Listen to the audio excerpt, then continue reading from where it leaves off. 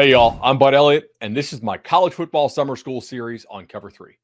I bring on the team experts from the 24/7 sports staff and ask them the questions I care about. No fluff. Which players will be toughest to replace? What position groups are sneakily better or worse than I realize? We get you the scoop on each team in 20 minutes or less. Let's go. Hey, guys, welcome back to Bud Elliott's College Football Summer School on the Cover 3 Podcast Network. And today, we're going to talk a little Boston College with Mitch Wolfe of EagleInsider. Mitch, first time we've met. Welcome to the show, man. I'm very excited to be here. I'm a big fan of the show, really constant listener, and think you guys are one of the best out there. I appreciate it. We're going to study up here on the BC Eagles. So a really frustrating year last year, 3-9 in the conversation for the worst Power 5 team in the country, aside from, I guess you got to say, like non-Colorado division, because that was just something special they had run out there last year. And I mean, just I guess injuries up front, it would be hard to win with what they had last year. Is there any positive to take away from last season? I think the coaching staff and the team is treating last year as kind of a burn the tape year because the injuries mounted so quickly and that they concentrated themselves at certain positions. You know, the offensive line, you lose Christian Mahogany during the summer, you lose your starting right tackle week 2, you're starting left guard in week 3 or 4. And by then you're starting converted defensive lineman and true freshman, and guys are still getting hurt. So you're just cycling guys in and out. Every game had a different starting combination. So, you know, there wasn't any consistency and guys just weren't developing. But the narrative now is that at least, you know, you're getting guys back. Mahogany's back. You bring in 2 transfers, Kyle Hergel from Texas State, Logan Taylor from Virginia. And at this point now, if nothing else, they have depth. So if there is another 1 or 2 injuries, they have guys who have some playing experience in, you know, big time college football. So like I said, last year's burned the tape. So I think that's going to kind of skew some analysis of BC in terms of predictive measures. But in terms of the guys who are getting back, I think that the offensive line, essentially because they were so bad last year, I actually wrote something that I found that they were the second worst rushing output among Power 5 non-Mike Leach coached teams in the last 15 years because Wow. because their rushing yards per game were just so bad. But now you're getting a lot of guys back, and if nothing else, if they can just be average, you know, this offense should be able to, you know, get something going. It's tough to cover a team like that too, because you're essentially, I've been there. You're almost riding the same column every week. Like, you know, they can't block the opponent at all, and it's just, if you run out of bodies, you run out of bodies.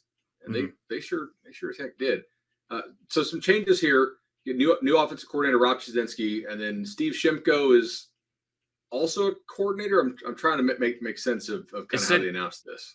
The way that I'm interpreting it is that I think they're listed, or at least this is how they were introduced, as co-coordinators. And the way I see it is that Chudzinski, who has NFL experience in terms of play calling, college experience in terms of play calling, I think he'll be the one kind of game planning at the higher level and then doing play calling on game day. And then Steve Shimko's job is kind of to be the translator or liaison to the quarterbacks and the rest of the offense, saying, okay, what plays, you know, this is what our opponent likes to do. This is where we think we can exploit them. What kind of plays do you like that you want to keep on in the game plan?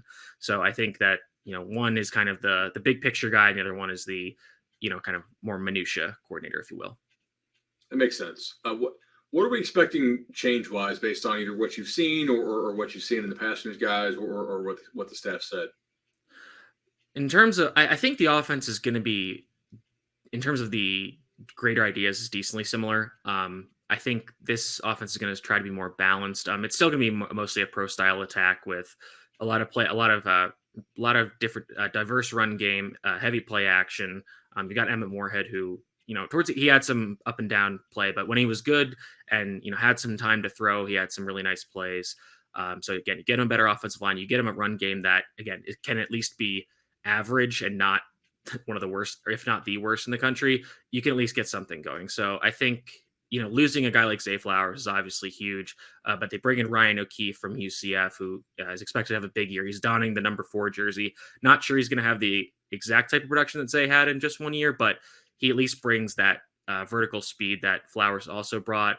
You're bringing back a decent amount of competent offensive weapons and guys like Joseph Griffin Jr., Dino Tomlin, Jaden Williams, and in the running back room, you've got guys like Pat Garwo, Alex Broom, and Kai Robichaud, who is transferred from West Kentucky, and at tight end, you got George Takis and Jeremiah Franklin. So I think what I'd like to see is a very diverse offense, using a lot of different personnel groupings, because I wouldn't say they have that one guy like they had with Flowers where the entire offense is going to run through him. So what I'm hoping to see is that they are able to use the lack of that one big star to kind of keep defense off balance by not focusing the targets or touches with one player. That makes sense. I didn't get to watch every Boston College game last year. One I watched the whole thing. I think it was a Friday night game, maybe a Thursday night game. Was the Duke game? Mm-hmm. Yeah, and they had a lot of guys just mossing people for against Duke last year. And I was like, this is more than just say Flowers. I mean, the offense is chuck and duck because they don't have any actual time, and even Duke's defensive line is getting through. But am I wrong to think that this is actually a decent receiving core? No, I wouldn't say so at all. Joseph Griffin Jr. had a really strong end of the year. That was his kind of coming out party game where he had a huge game. He caught the game-winning touchdown against NC State. And then, the performances against Notre Dame were just, again, a burn the tape kind of game. And Syracuse was kind of up and down. But yeah, the Duke game was, I would kind of say, the proof of concept game where, even though they got behind, the defense had some rough plays early in the game. They came back. They had a shot to win. The defense forced a lot of turnovers. The offense kind of kept coming, but they just couldn't get it done. The time ran out essentially. But yeah, I mean, I think the receiving core is arguably the strength of this team because you have a big X receiver in Joseph Griffin who can be your ball winner on the outside. You have a guy like Ryan O'Keefe who can do some of the things that Zay Flowers does, or Zay Flowers did in terms of run after the catch, get open quickly, make some plays like that, be a vertical threat downfield. And then you've got some guys, deeper on the depth chart, like I said, like Jaden Williams, Dino Tomlin, who can be kind of your third options, who can get you some things done for you. Williams has been a little inconsistent since a hot start to his freshman year 2 years ago, but I'm kind of hoping that with him taking on a slightly reduced role where he doesn't have as much responsibility, he can then flourish by having less of the weight of the offense on his shoulders. So how big of a step can this offensive line make it? They do return everybody who played 250 or more snaps last year. They get Mahogany back. I assume he's 100%, right? He is. So his injury occurred in June last year, if I remember correctly. So by the time the season rolls around, he will have had about 15 months to recover. Last I heard in spring, he was participating in individual drills and working into some lighter team drills. So I think he is going to be on track to start week 1. And that's just going to be a huge boon for this entire offensive line because you're plugging him in next to Drew Kendall, who was a very highly recruited player. Obviously got thrown into the fire last year with guys revolving around him. So he had a bit of a tough year, but I would say generally improved as the year went on. Isaac Pilo is a returning starter at left tackle who's been a solid player. Kyle Hergel from transfer Tech State has played a bunch of football, isn't going to wow you with his, athleticism or strength, but he's very technically refined. He knows what to do. He's going to be a big help in surrounding a guy like Kendall with veterans like Hergel and Mahogany is going to be huge because that's going to eliminate a lot of the mental mistakes that you saw, especially early in the season for BC. And right tackle is a bit of a competition right now between sophomore Jude Bowery, who got some playing time late in the year, and the transfer from Virginia, Logan Taylor, who I believe played high school ball with Emmett Moorhead and linebacker Bryce Steele. So he has some familiarity with some of the BC guys. But again, this offensive line was the worst in the country across a multitude of measures. So if you're just getting from the worst to the middle of the road, that's just going to be a significant improvement. That's going to be a trickle-down effect for the entire offense because, like you said, there was just no ability to run the ball whatsoever for the entire season. And that really just hampered the entire offense because opponents knew that they weren't going to be able to run the ball, and then they were going to have to pass, and then they could just tee off and get after the quarterback. Yeah, I mean, that was and like I thought Jurkovec actually avoided pressure, a decent bit. Like they're sacked almost 10% of dropbacks last year, which is kind of nuts. Let's go ahead and switch over here to the offensive side of the ball. They really cratered here, which was surprising. I think Jeff Hafley is a pretty accomplished defensive coach, and they were 50th in 2021 in the or not 50, 41st in 2021, 54th in 2020 in defensive rating, and then Bill Connolly had him at 102nd last year. How much of this is coaching? How much of this is talent? How much of this is just, I don't want to say giving up, but like it is discouraging if the offense just absolutely cannot score. Honestly, I think in the the last 2 games of the season, the Notre Dame game where they got blown out 44-0, and then the second half of the Syracuse game where things just kind of got out of hand, was where you saw a little bit of give up. For most of the season, I thought that was avoided, and I think the biggest issue was just being on the field so much, because it was, just offense just kept three and out turnover and just couldn't maintain possessions. The defense just had to play so many snaps. And then with that, the injuries, especially in the secondary, started to mount. By the final game, they were throwing out, walk-on or, priority walk-on freshmen to start at corner against Syracuse, who, up and down offense. But it was just, that was a horror show. But I think the interesting thing that Hafley has done this offseason is, he's been a guy that has been very open about his reticence to use the transfer portal. But this offseason, he has kind of done away with that. I'm interested to talk to him more about what changed exactly. But no position has gotten a bigger facelift than secondary, because guys like Josh DeBerry and CJ Burton portal out. Jaden Woodbay goes to the NFL. You retain Elijah Jones, who's going to be the veteran guy there, but you bring in some transfers. You get Kari Johnson from Arkansas. You get Victor Nelson Jr. from Long Island University and Alex Washington from Harvard. And Johnson is he's had some injuries, but he can kind of play everywhere, be a versatile slot defender, do some safety stuff.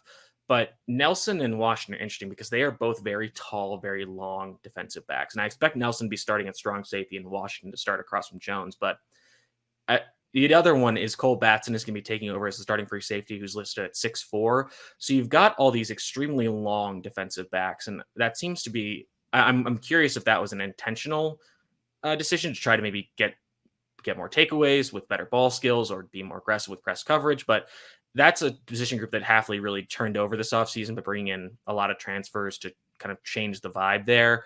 But, as I mentioned with Don Mizraku earlier, that's going to be their main guy, is the edge rusher. He has had a great year, second team All ACC, 8.5 sacks. You're losing Marcus Valdez, who is kind of the heart and soul of the defense for many years, but you've still got a pretty deep defensive line. Shida Salah is back. Nido Ekpala had a very strong spring, and you've got just a ton of bodies at defensive end. The interior is a little more questionable. You've got two good starters in Cam Horsley and Quan Williams, but the depth there is a little suspect due to injuries. They did bring in Caleb Jones, a defensive tackle from North Carolina A&T. And linebackers, you're bringing everybody back, including Vinny DePalma, another kind of heart and soul guy. But Cam Arnold is going to be the mainstay there, linebacker. So I think the biggest issue, again, was just the fact that they had to play so much and they were just put in bad positions by the offense. And I think you're going to kind of see a rebound with them this year. That would make sense. The non-conference schedule is pretty friendly. There's no Irish on the schedule this year. So Northern Illinois, Holy Cross, Army, and UConn. It's not unreasonable to think that they could pull 4 wins out of that. And then in that case, they dodge Clemson, FSU, and North Carolina. They have FSU, I believe. Oh, excuse me. I believe it's week 3. But the Clemson thing is big because that was a quote rivalry, if you can call it that, given that somebody made up a trophy for some reason for that game. There's a trophy for this game? Yes, it's I'm going to have to look it up, but wow, it's the McFadden something trophy. But I don't know who exactly made it up, but I think it was just Clemson trying to say, hey, we can add another trophy to our trophy case by beating up on this school in New England. Man, why isn't it coming up? But I know McFadden is in the name. Wow. The O'Rourke McFadden Trophy was created in 2008, actually by the BC Gridiron Club. So it wasn't, we just really screwed ourselves there by making a trophy that we would never win. But this is, the lack of divisions really helps BC this year because they've had to face Clemson so much over the last few years. They had a stretch, I believe, 3 years in a row where they had to go to Death Valley, which was just rough, even though they were able to keep those games close. But yeah, I mean, the non-cons, as BC, covering BC and as a BC fan, you kind of have seen this just trend of 6-6, and anything beyond that is a major win. And this schedule, on paper, it sets up nicely to finally break that threshold. So, but I mean, like you said, it starts with, you have to win these non-conference games, at Army week 6. I know that the Black Knights are kind of transitioning away from the triple option in some way, but they're still going to have that. That's going to be a tough game on the road. But yeah, dodging Clemson, dodging UNC, dodging NC State even. Yeah, I think you get both of Virginia's who are kind of in rebuilding phases. You get Georgia Tech, who's kind of starting a new leaf. You got Louisville, who is losing a ton of talent, and they're starting with a new coach. And then Cuse you lost got 5 draft picks. Yep. Cuse. That is winnable games. So a lot of the games on the schedule are winnable, but if past performance is any indicator, which it usually isn't, but you just kind of have to hold hope at an arm's length before going into the season for real. for sure, man. I'm fascinated to see what happens with this team. Mitch, really appreciate you coming on, guys. Make sure you check out Eagle Insider, the best Boston College coverage out there for my money, and part of the 24/7 Sports Network. And we'll have to have you back on the show soon. Absolutely. Thank you very much, Bud.